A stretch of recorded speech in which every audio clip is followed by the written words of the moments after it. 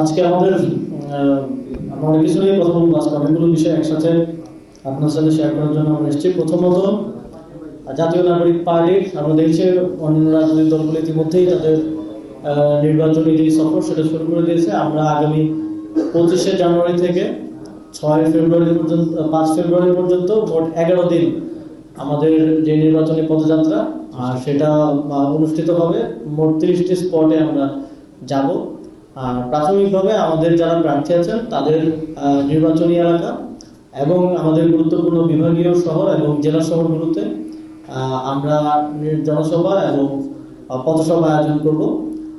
এই পুরো প্রক্রিয়ায় আমরা শাপলাকলির প্রচারণা, এনসিপির প্রচারণা এবং গণভোটে হ্যাঁ ভোটকে জয়যুক্ত করার জন্য সচেতনতামূলক কর্মসূচি এবং নানা ধরনের কার্যক্রম গ্রহণ করব।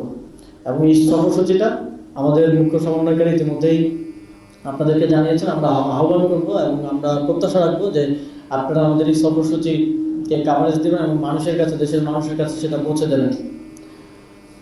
দ্বিতীয়ত, আজকে আমরা আমাদের যেই কথা আমরা শুরু থেকে বলেছিলাম যে আমরা গণভোটের প্রার্থী ঘোষণা করব 270টি আসনে, যেখানে আমাদের নির্বাচনী প্রার্থী নেই। আমরা দেখছি যে সরকার সহ বিভিন্নভাবে গণভোটের প্রচারণা হচ্ছে, কিন্তু সেটা অনেকটা সার্ফেস লেভেলে হচ্ছে। ভোট দেয় আমাদের একেবারে প্রান্তিক এলাকার জনগণ এবং প্রত্যেকটি গ্রাম অলিগলিতে গণভোটের বার্তাটা এবং গণভোটের সচেতনতাটা পৌঁছে দেওয়ার প্রয়োজন।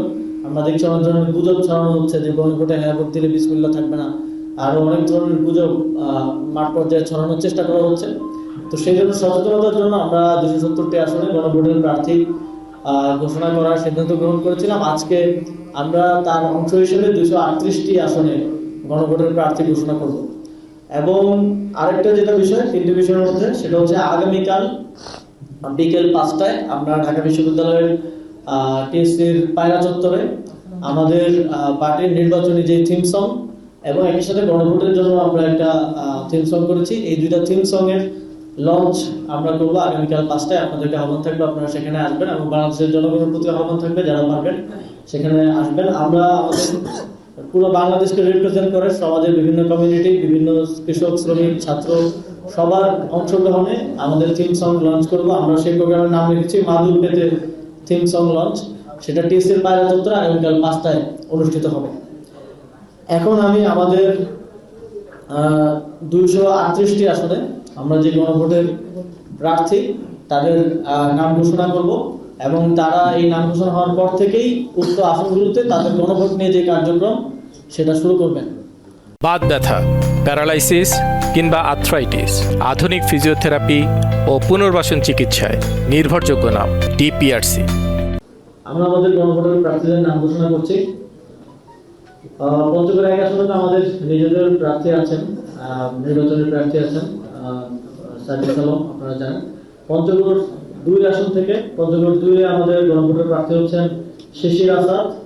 ঠাকুরগাঁও 1 আসনে রবিউল আওয়াল, ঠাকুরগাঁও 2 আসনে রবিউল ইসলাম, ঠাকুরগাঁও 3 আসনে গোলাম মুর্তজা সেলিম, দিনাজপুর 1 আসনে জেমিউল রয়, দিনাজপুর 2 আসনে ইসমাইল হোসেন, দিনাজপুর 3 আসনে আহমদ শামসুল মুক্তাদির, দিনাজপুর 4 আসনে মোহাম্মদ সাজ্জাদ সোহেল, দিনাজপুর 5 আমাদের নিজস্ব প্রার্থী আছে, দিনাজপুর 6 আসনে গোলাম মোস্তফা, নীলফামারী 1 আসনে মোহাম্মদ রাশিদুল ইসলাম, নীলফামারী 2 আসনে ডাক্তার কামরুল ইসলাম দর্পণ, নীলফামারী 3 আসনে আহসান হাবিব রক্সি, নীলফামারী 4 আসনে আব্দুল কাইয়ুম, লালমনিরহাট 1 আসনে মোহাম্মদ গোলাম ফারুক সুমন, লালমনিরহাট 2 আসনে রাসেল আহমেদ, লালমনিরহাট 3 আসনে আখলাক আলী রকি, রংপুর 1 আসনে আল মামুন, রংপুর 2 আসনে মোহাম্মদ মাহফুজুর রহমান, রংপুর 4 আসনে আমাদের পার্টির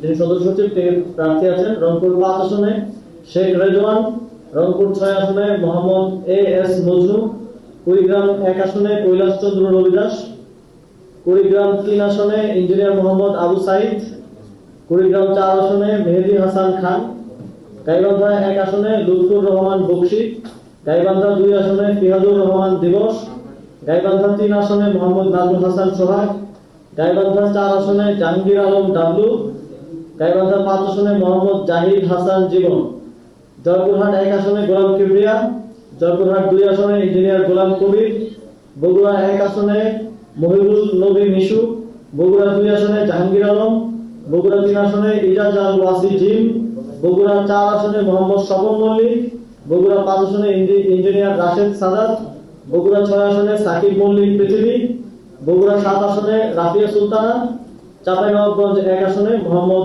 রাশিদুজ্জামান রাসেল, চাঁপাইনবাবগঞ্জ 2 আসনে মোহাম্মদ নাজমুল হুদা খান রুবেল, চাঁপাইনবাবগঞ্জ 3 আসনে নজরুল ইসলাম, নওগাঁ 1 আসনে নিশাত আহমেদ, নওগাঁ 2 আসনে মাহফুজার রহমান চৌধুরী রুবেল, নওগাঁ 3 আসনে পরিমল চন্দ্র উরাও, নওগাঁ 4 আসনে আব্দুল হামিদ, নওগাঁ 5 আসনে বিপুল হাসান শিবলু, রাজশাহী 1 আসনে মোহাম্মদ ইউসুফ আলী, রাজশাহী 2 আসনে মোহাম্মদ রাশিদুল ইসলাম, রাজশাহী 3 আসনে মোহাম্মদ ফিরোজ আলম, রাজশাহী 4 আসনে মোহাম্মদ মীর ফারুক, রাজশাহী 5 আসনে মোহাম্মদ আতাউর রহমান, রাজশাহী 6 আসনে ইমরান ইমন, নাটোর 1 আসনে প্রভাষক মোহাম্মদ আরিফুল ইসলাম তপু, নাটোর 2 আসনে মোহাম্মদ আল আমিন হোসেন আলী, নাটোর 3 আসনে জিএম আক্কাস আলী, নাটোর 4 আসনে জিএম আক্কাস আলী, সিরাজগঞ্জ 3 আসনে এসকে শামীম, সিরাজগঞ্জ 4 আসনে মোশাররফ আদনান, সিরাজগঞ্জ 5 আসনে মাহিদ সরকার,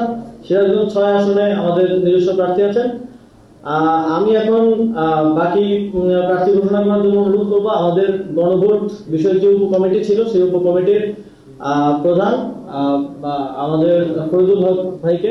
আপনি বাকি আসনগুলো একটু ঘোষণা করবেন।